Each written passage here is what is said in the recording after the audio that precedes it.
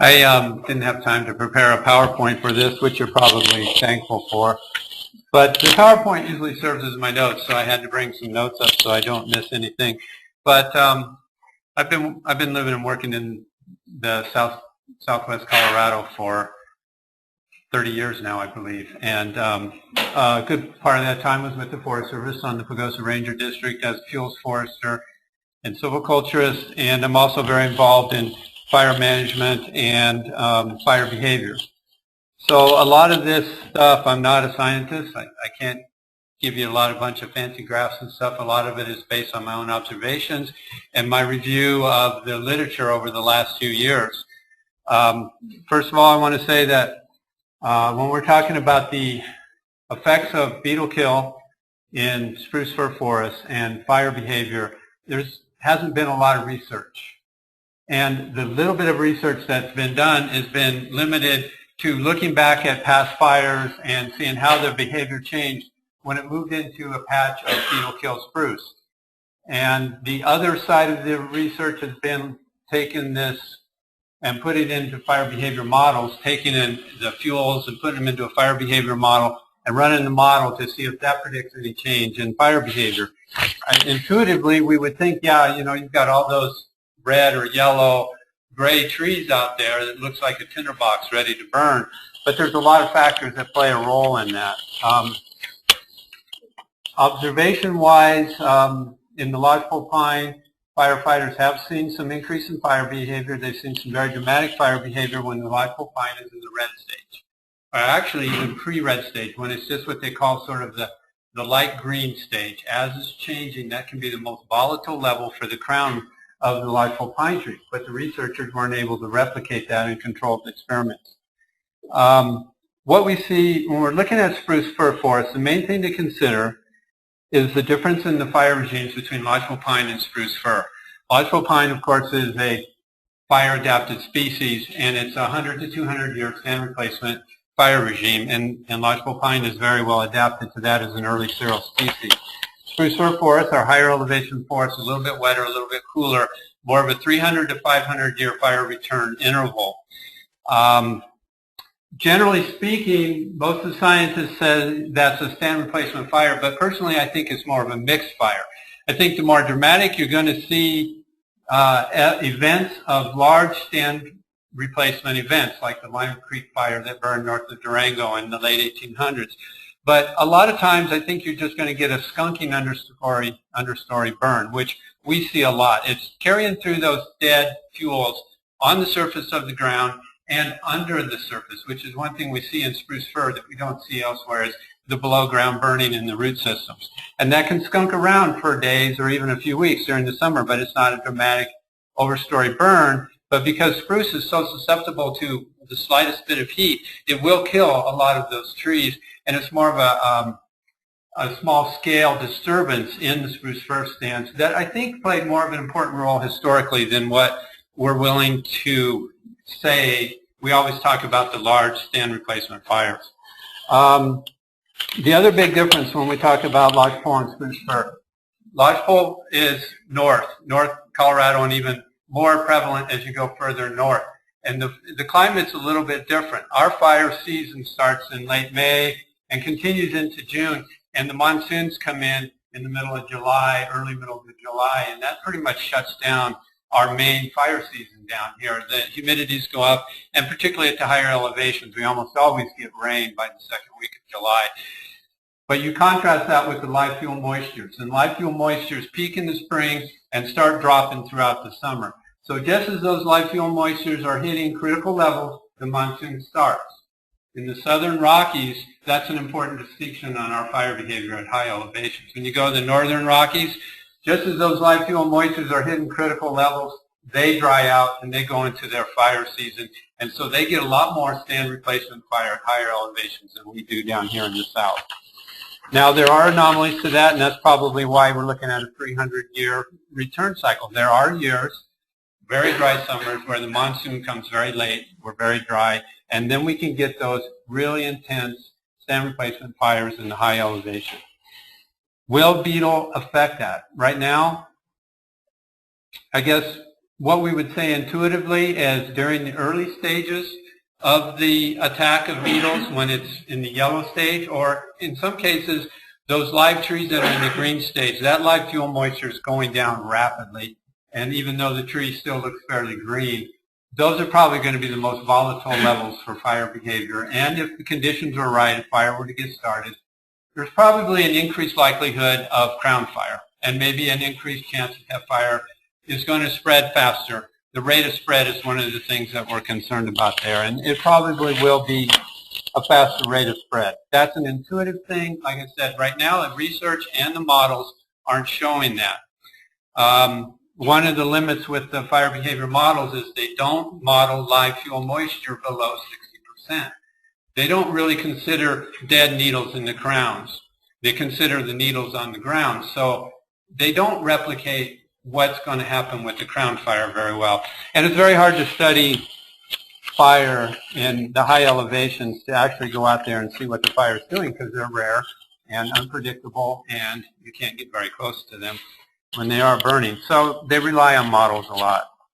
So what I was getting to,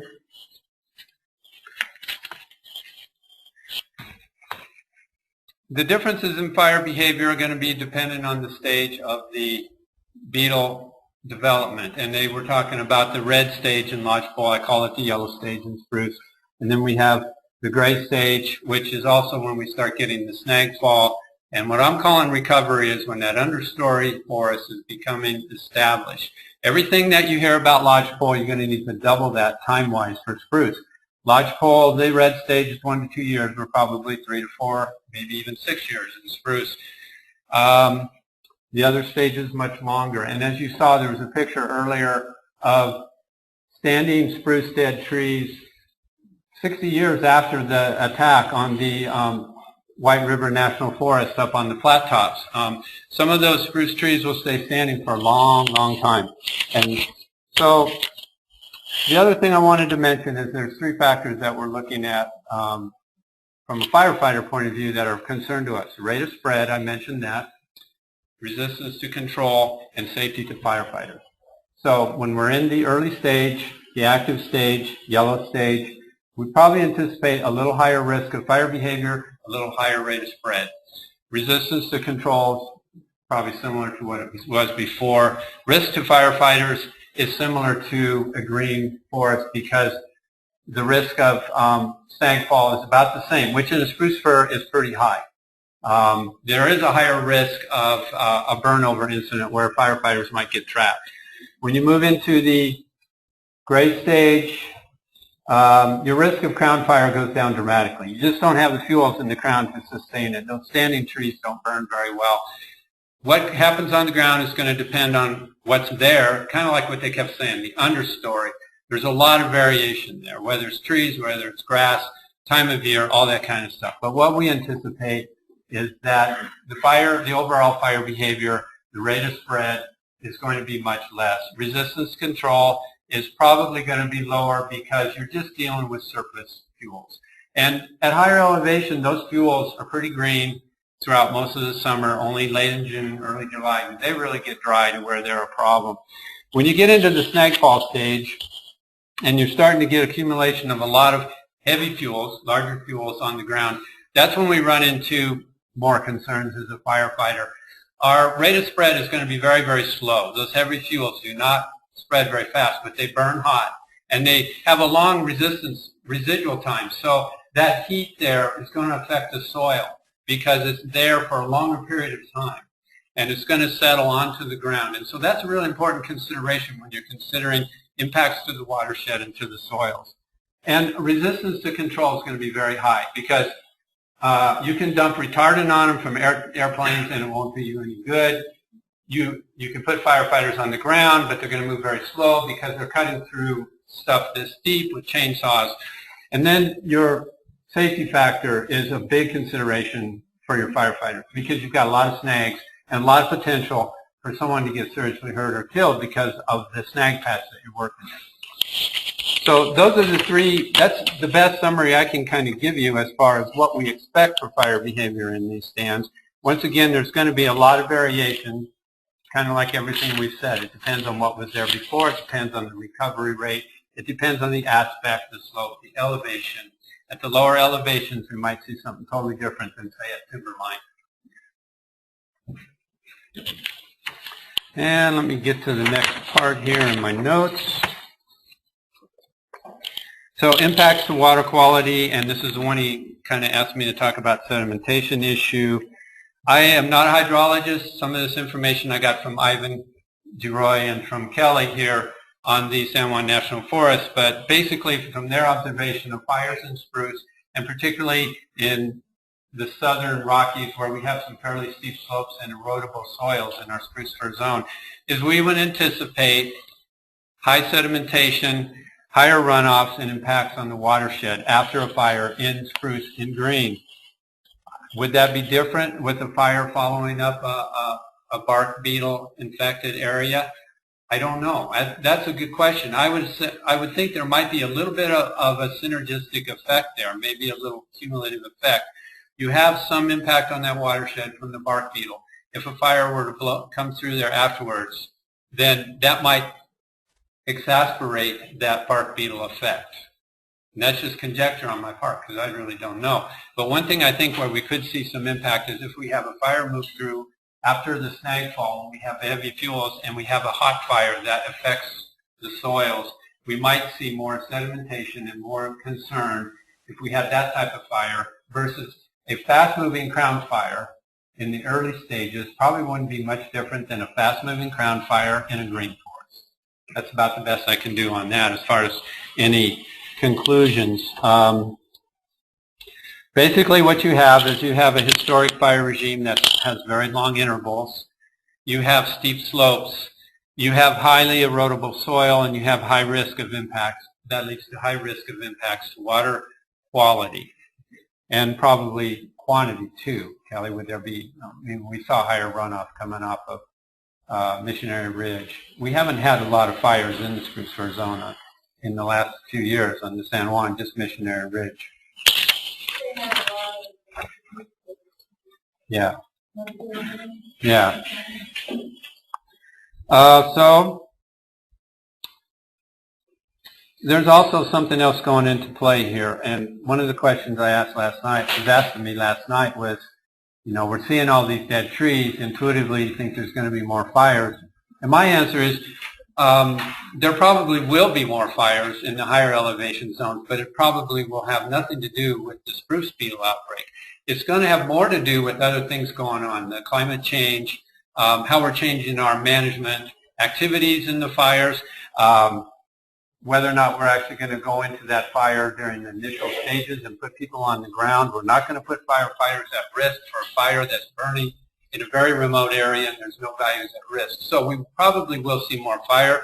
We will have more smoke impact, and there probably will be more watershed impacts as a result of that. But I can't really say that that'll be due directly to the spruce beetle or any other kind of beetle outbreaks. And yeah, my final line is we're going to see more smoke in the sky, regardless. So are there any questions on that? A comment?